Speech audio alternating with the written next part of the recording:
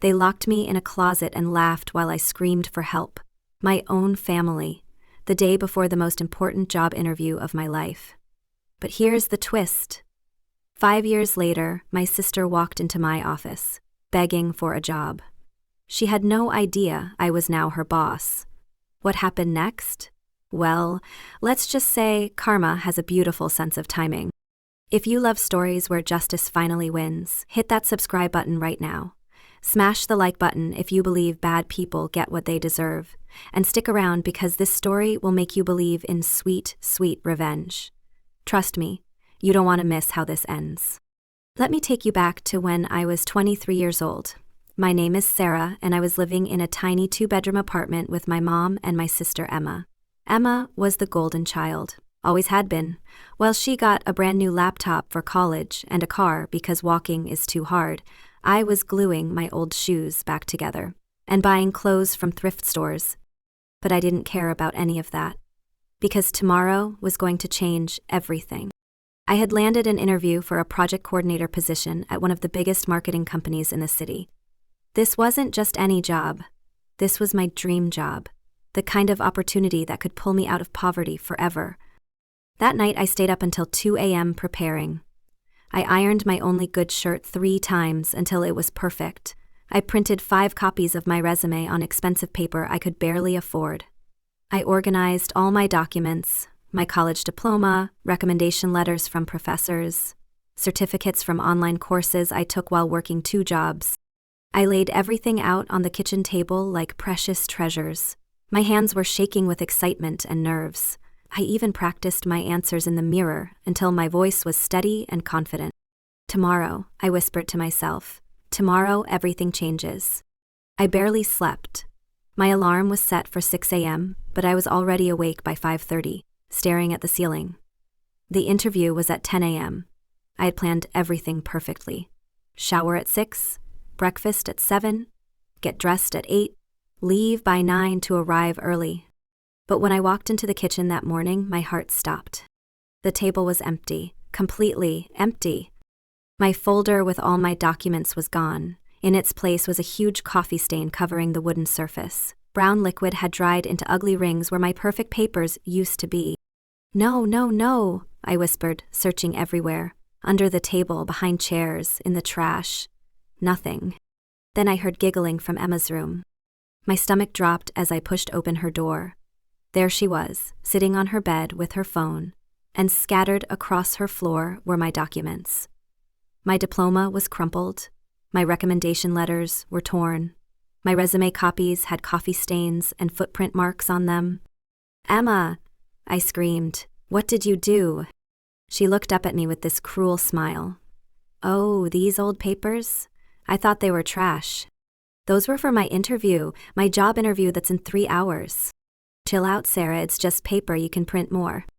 I dropped to my knees, trying to save what I could. The diploma was readable, but wrinkled. The recommendation letters were partially destroyed. My hands were shaking as I tried to smooth them out. "You don't understand," I said, my voice breaking. "I can't just print more. These are originals. The interview is today."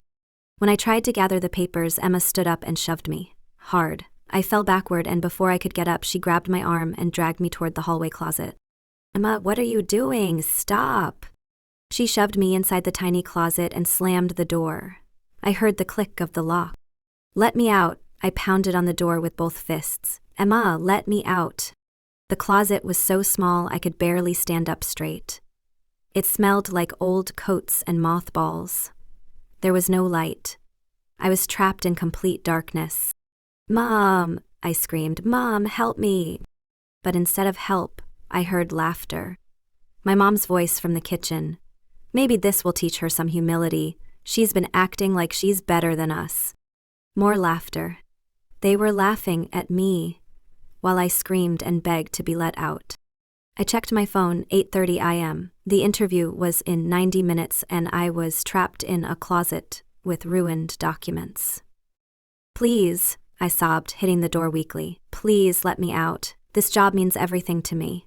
"You'll survive," Emma called out. "Maybe next time, you won't act so high and mighty."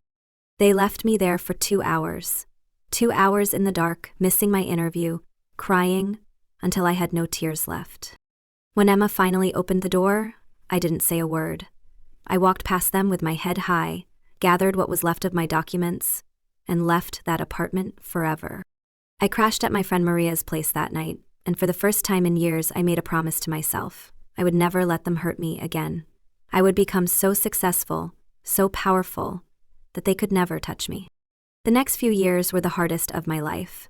I worked 3 jobs while applying for better positions. I took night classes. I built my skills one day at a time. No help from family, no support. Just me, grinding every single day. I started as a receptionist at a small company. Then I became an assistant. Then a coordinator. Then a manager. I was promoted 4 times in 3 years because I worked harder than anyone else. By the time I was 28, I was the regional director at a major consulting firm. I managed a team of 15 people and handled million-dollar projects.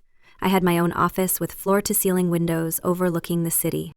I never called home, never visited. I built my life far away from the people who tried to destroy it. Then one day, my assistant knocked on my office door. "Sarah, there's someone here for the marketing assistant interview. Should I send her in?" I looked at the resume on my desk and froze. Emma Martinez. My sister's name.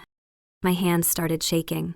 After 5 years of silence, she was here, in my building, applying for a job on my team. "Send her in," I said quietly. The door opened, and Emma walked in, wearing a cheap suit, looking nervous. She sat down across from my big desk and smiled that same fake smile I remembered. For a moment, she didn't recognize me. I looked completely different: professional clothes, confident posture, expensive haircut. Then her eyes went wide. "Sarah? Oh my God, Sarah, is that really you?" I leaned back in my leather chair and smiled. "Hello, Emma. I see you're applying for the marketing assistant position. I can't believe it's you. You look so successful. This is crazy." "Let's focus on the interview," I said calmly. "Tell me about your experience." For the next 30 minutes, I watched her stumble through basic questions. She had no real skills, no impressive achievements, nothing that qualified her for the position. "Your resume says you worked as a social media manager at Thompson & Associates," I said. "But I know the owner of that company personally. He's never heard of you." Emma's face went pale. Well, that was more of an informal role."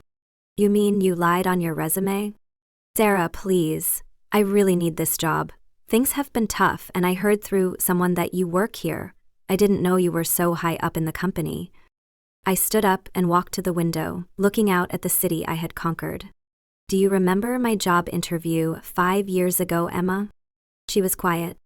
"The one where you destroyed my documents and locked me in a closet while I begged for help?" "Sarah, that was so long ago. We were young and stupid. I'm sorry about that, okay? But this is different. This is about my future." I turned around and looked at her. Really looked at her. She looked tired, desperate, smaller than I remembered. "You're right," I said. "This is about the future, your future, and just like you had control over mine that day, I now have control over yours." "What do you mean?" I walked back to my desk and picked up a red pen. I wrote "rejected" across her application in big letters. "I mean, the position has been filled by someone who builds people up instead of tearing them down." Emma's eyes filled with tears. "Sarah, please. I said I was sorry. I have bills to pay. I have rent due. I really need this job." "The same way I needed that interview 5 years ago?" She started crying. "Please don't do this. We're sisters." "Sisters don't lock each other in closets, Emma. Sisters don't destroy each other's dreams for fun." I pressed the button to call security. "Please escort Miss Martinez out of the building." After she left, I sat in my office, feeling empty. Not happy, not sad, just empty. 3 days later, my mom called me for the first time in 5 years. "Sarah, what did you do to your sister?" I gave her exactly what she gave me: nothing. "She's been crying for days. She told me what happened. How could you be so cruel?" I laughed. Actually, I laughed. "Cruel? Mom, where were you when she locked me in a closet? Where were you when I was screaming for help? It was different, you were being dramatic. This is her livelihood. And what was mine, just a game? Sarah, you turned out fine. You have a good job now. She needs help.